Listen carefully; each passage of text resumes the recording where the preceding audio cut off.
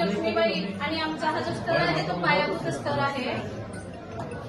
यातील अभ्यासक्रमाची ध्येय आहेत बालके स्वतः सभोवतालच्या नैसर्गिक वातावरणाबद्दल कृतज्ञता भाव दर्शवितात। याची क्षमता आहे 6.1 सर्व प्रकारच्या जीवांची काळजी घेतो व त्यांच्यासोबत राहण्याबाबत आनंद व्यक्त करतो।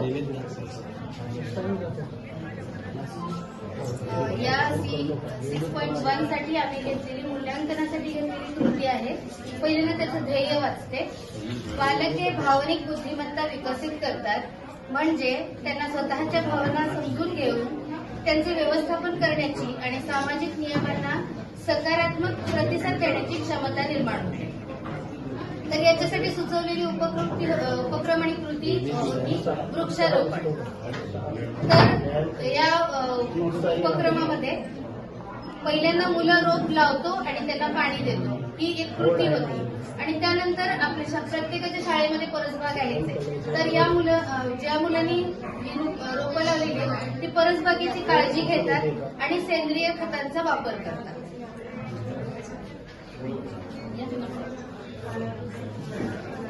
या क्षमतेवर आधारित प्रश्न घेतले आहेत। ही झाडांच्या आवडीची प्रश्न आहे। दुसरा प्रश्न घेतलेला आहे झाडे आपल्याला काय काय देतात। झाडांची उपयोगिता आहे आणि परस्पर औषधी वनस्पतींची नावे सांगा। म्हणजे सर्वसामान्य तुळस वगैरे असते ती सांगू शकतात। आणि त्याचप्रमाणे चौथा प्रश्न आहे तू लावलेल्या झाडांची नावे सांग। अशा पद्धतीने हे 4 प्रश्न या क्षमतेवर आधारित काढले पाहिजे। मूल्यांकन रोपिक आहे, त्यामध्ये क्षमता आहे, बौद्धिक क्षमता आहे, जाणीव जागृती। मुलामध्ये काय जाणीव जागृती झाली त्यामध्ये पहिला प्रवाह आहे, झाडांना पाणी देत नाही।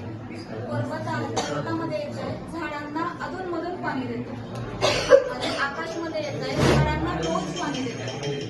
त्यानंतर दुसरी क्षमता आहे संवेदनशीलता, झाडांची पाने तोडतो। पर्वतामध्ये येईल झाडांची निगा लावतो आणि आकाशमध्ये येईल झाडांबद्दल आपुलकी बाळगतो। त्यानंतर तिसरी क्षमता आहे सर्जनशीलता, त्यामध्ये येईल दरवर्षी झाडे लावत नाही। पर्वतामध्ये येईल दरवर्षी नवीन झाडे लावतो आणि आकाशमध्ये येईल स्वतः बिया गोळा करतो व रोपे तयार करून लागवड करतो। यामध्ये काही गोष्टी